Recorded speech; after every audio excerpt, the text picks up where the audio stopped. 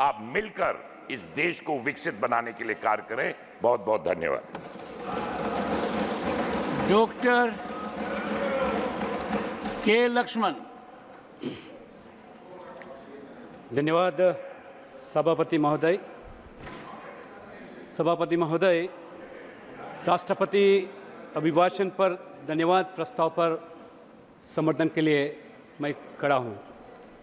सभापति महोदय, आपको धन्यवाद इसलिए करता हूं कि इस महत्वपूर्ण महामहिम राष्ट्रपति के अभिभाषण पर बोलने का मुझे अवसर दिया।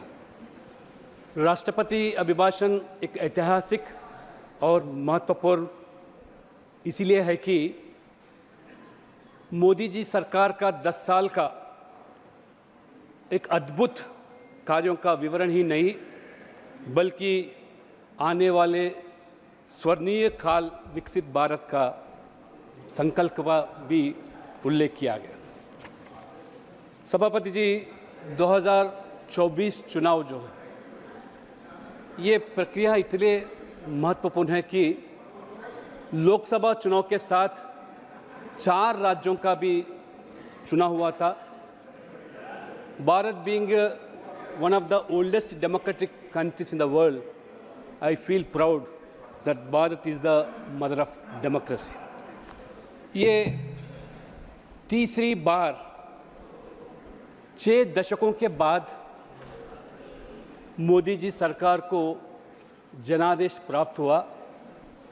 यह लगभग 6 दशकों के बाद, 1960 के बाद नेहरू जी ने तीसरी बार प्रधानमंत्री बने। उसके बाद नेहरू परिवार के अनेक सदस्य भी प्रधानमंत्री बने, मगर किसी को भी प्राप्त नहीं हुआ तीसरी बार प्रधानमंत्री बनने का। सिर्फ और सिर्फ मोदी जी ही तीसरी बार प्रधानमंत्री बन सके। ये जनादेश जो इस चुनाव में दिया गया है। आज मुझे समझ में नहीं आता, बीजेपी के अलावा लगभग 40 साल से कोई दल आज 240 सीट पाया नहीं दिखता। फिर भी आज हमारे विपक्ष के नेता ये जश्न मना रहे कि आज एनडीए सरकार को पूर्ण बहुमत मिलने के बावजूद भी 240 बीजेपी अकेले को सीट प्राप्त हुआ और 293 सीट्स और एनडीए सरकार को बहुमत मिलने के बावजूद भी 200 संख्या भी जो आज 100 संख्या भी जो सीट प्राप्त नहीं हुआ हमारे इंडी गठबंधन के लिए, वो आज तुलना करना चाहते कि वो जश्न मना रहे।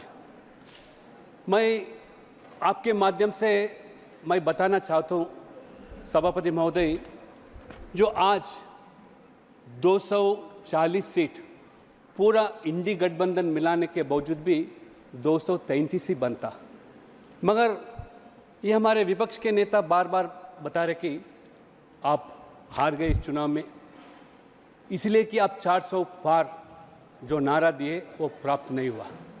मैं बताना चाहता हूँ, कोई अगर अपना पेरेंट अपने लड़के को 100 मार्क प्राप्त करने के लिए जो लक्ष्य लेकर जो परीक्षा में उनको चुनौती देता है, अगर परीक्षा में वो 90 मार्क आने के बाद ये हमारे कांग्रेस के नेता बोलते ये फेल हो गया बच्चा।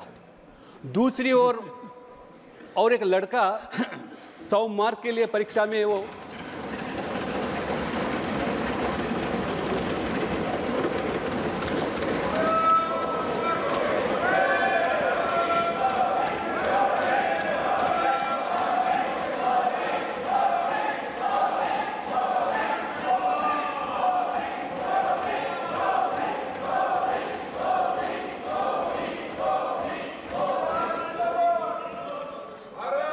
सभापति महोदय, दूसरी ओर एक लड़का 100 मार्क के लिए जो परीक्षा में हाजिर होता है, वो सिर्फ और सिर्फ 25 मार्क प्राप्त होने के बाद वो समझता है कि वो परीक्षा पास हो गया। मैं विपक्ष के नेता को आज बताना चाहता हूं कि आज लगातार 3 चुनाव में 2014 हो, 2019 हो और 2024 में तीनों चुनाव के अंदर जितने कांग्रेस सीट प्राप्त हुआ, आज अकेला भारतीय जनता पार्टी आज 240 प्राप्त होने के बाद अब कम से कम 200 भी प्राप्त नहीं हुआ।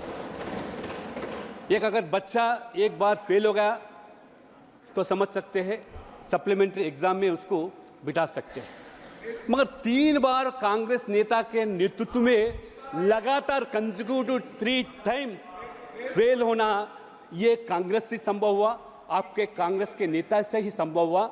आपको सप्लीमेंट्री एग्जाम लिखने के बाद और ग्रेस मार्क्स देने के बाद भी आज पास नहीं हुआ, मतलब आपको सोचना पड़ेगा आपके नेतृत्व के बारे में। हमारा नेतृत्व जो है, मोदी जी ने ये 60 साल के बाद तीसरी बार प्रधानमंत्री बनना और 40 साल लगभग 1980 के बाद आज कोई भी दल आज 200 सीट प्राप्त नहीं हुआ, चाहे आपके यूपीए 1 हो या यूपीए 2 भी हो। सिर्फ और सिर्फ बीजेपी को 240 सीट होना ये मामूली बात नहीं। ये देश के लोकसभा चुनाव के साथ ही चारों राज्यों में भी आज चुनाव हुआ। जो आंध्र प्रदेश एक लैंडस्लाइड विक्ट्री हुआ एनडीए सरकार का। ओडिशा एक इतिहास, पहली बार बीजेपी सरकार में आना, और आज सिक्किम में भी हो, आज पहली बार एनडीए सरकार बनाना, और अरुणाचल प्रदेश में तीसरी बार आज भारतीय जनता पार्टी सरकार बनी। उतना ही नहीं, जहां कांग्रेस राज है, कांग्रेस शासन में है, हिमाचल प्रदेश, कर्नाटका और तेलंगाना। मैं बताना चाहता हूं, हिमाचल प्रदेश में तो कांग्रेस का सफाया हो गया, 4 के 4 सीट आज बीजेपी हासिल किया। कर्नाटका में आज बीजेपी सरकार रहने के बावजूद भी आज 19 सीट आज एनडीए प्राप्त किया।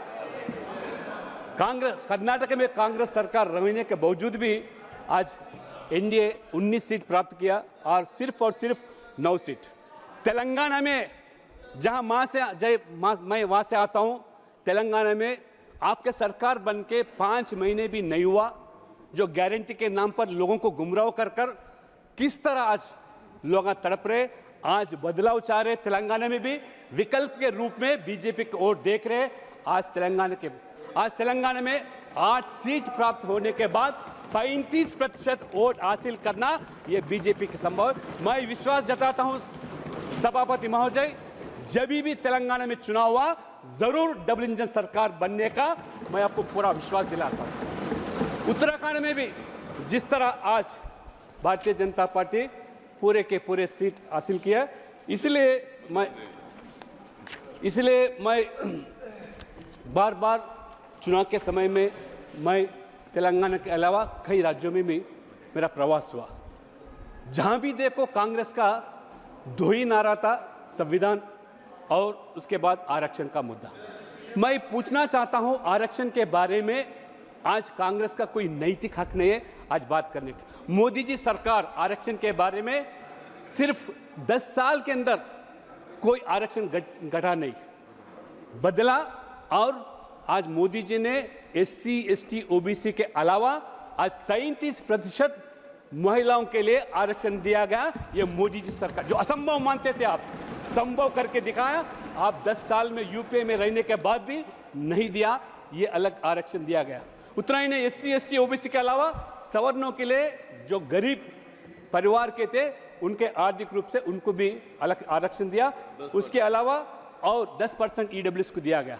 उतना ही नहीं, 70 साल से जो आरक्षण नहीं था, 370 धारा हटाने के बाद जम्मू कश्मीर में पहली बार SC, ST, OBC को आरक्षण दिया जा रहा, ये मोदी जी का सरकार। इसलिए मैं ज्यादा समय नहीं लेते हुए, आप कितने प्रचार करें, दुष्प्रचार करें, आप फेक वीडियो बनाए, प्राइम मिनिस्टर का किस तरह फेक वीडियो बनाकर और दुष्प्रचार करें चुनाव के समय में। उसके बाद गृह मंत्री के बाद ये आरक्षण के बारे में किस तरह आप फेक वीडियो बनाकर आपके कांग्रेस के सोशल हैंडल्स के माध्यम से दुष्प्रचार करने के बाद भी आज जनादेश आज एनडीए के वोट दिया गया। इसलिए मैं आपका ज़्यादा समय नहीं लेते हुए मोदी जी सरकार का जो संकल्प है विकसित भारत, आपका जो है विभजित भारत, लोग आज विकसित भारत के आज अनुकूल जो जनादेश गिराया गया, इसलिए मैं आपका जो आज ये प्रस्ताव रखा गया महामहिम राष्ट्रपति का, उसका समर्थन करते हुए मैं धन्यवाद आपको बहुत बहुत धन्यवाद।